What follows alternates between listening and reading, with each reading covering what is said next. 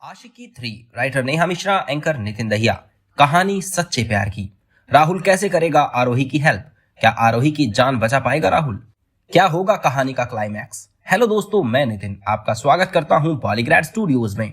पिछली वीडियो में हमने आपको बताया था कि राहुल और आरोही को एक साथ देखकर उसके पिता उसे घर से निकाल देते हैं। आरोही को लगता है कि अगर किसी अच्छे लड़के से शादी कर लेगी तो उसके पिता उसे वापस स्वीकार कर लेंगे। इसीलिए वो राहुल से कहती है कि मेरे लिए मेरे पापा से इम्पोर्टेंट और कोई नहीं, और आज मैंने उन्हें ही हर्ट कर दिया, पर अब मैं उन्हें और हर्ट नहीं करूंगी।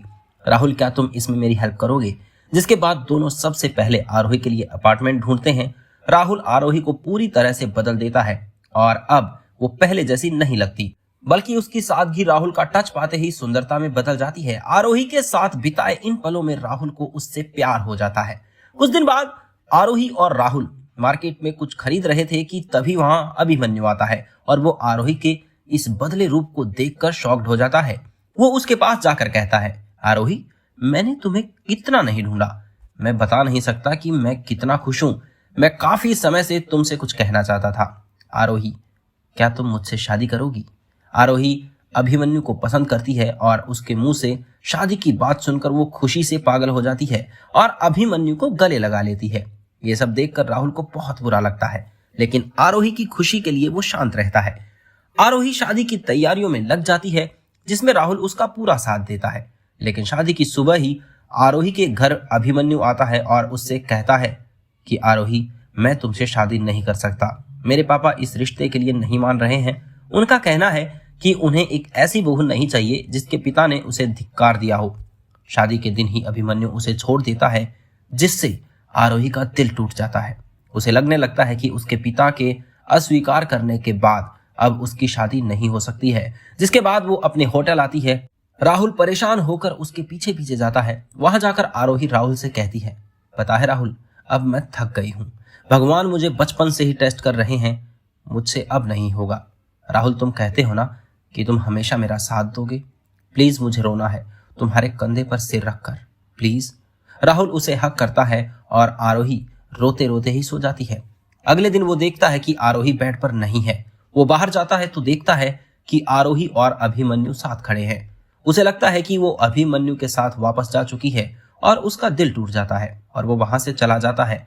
थोड़ी देर बाद आरोही उसे कॉल करके कहती है, वो समझता क्या है खुद को? उसे लगता है कि मैं यूज्ड एंड थ्रो हूं, कि मुझे जब मन किया इस्तेमाल किया और जब मन चाहा छोड़ दिया।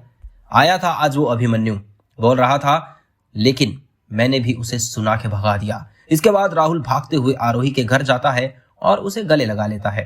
फिर वो उससे कहता है, मुझे नहीं पता कौन है वो लोग जो तुम्हारी वैल्यू को नहीं जानते। तुम मेरे साथ पिछले 2 महीने से हो और इन महीनों में मुझे तुम्हारी हर एक चीज पसंद आ गई है। तुम्हारा गुस्सा, तुम्हारा प्यार, तुम्हारी बेवकूफियां। आरोही, आई लव यू। सोचा था नहीं बोलूंगा, पर मैं तुम्हें अब नहीं खो सकता। तभी आरोही बेहोश हो जाती है और राहुल उसे हॉस्पिटल ले जाता है और वहां उसे पता चलता है कि उसे एक ऐसी बीमारी है जिसका कोई इलाज ही नहीं। इस वजह से वो जल्द ही मरने वाली है। ये बात पता चलते ही वो आरोही के माता पिता के घर जबरन घुस जाता है और उनसे अपनी बेटी को मरा हुआ ना मानने को कहता है। अगले दिन पुलिस उसे जयराम के कहने पर गिरफ्तार कर लेती है। आरोही हॉस्पिटल से छूटने के बाद घर जाती है। वहां उसे राहुल के छोड़े हुए कुछ लेटर्स मिलते हैं, जिससे उसे एहसास होता है कि राहुल उससे बहुत पहले से प्यार करता था। राहुल भी अपनी बेल करवा के उसके घर जाता है और दोनों गले लगते हैं। आरोही उसे शादी के लिए प्रपोज करती है, लेकिन शादी के कुछ दिन बाद ही उसकी मौत हो जाती है।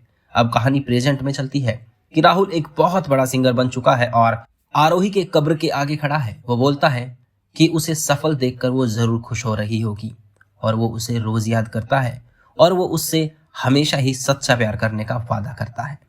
तो ये कहानी आपको कैसी लगी हमें कमेंट करके जरूर बताइएगा। धन्यवाद।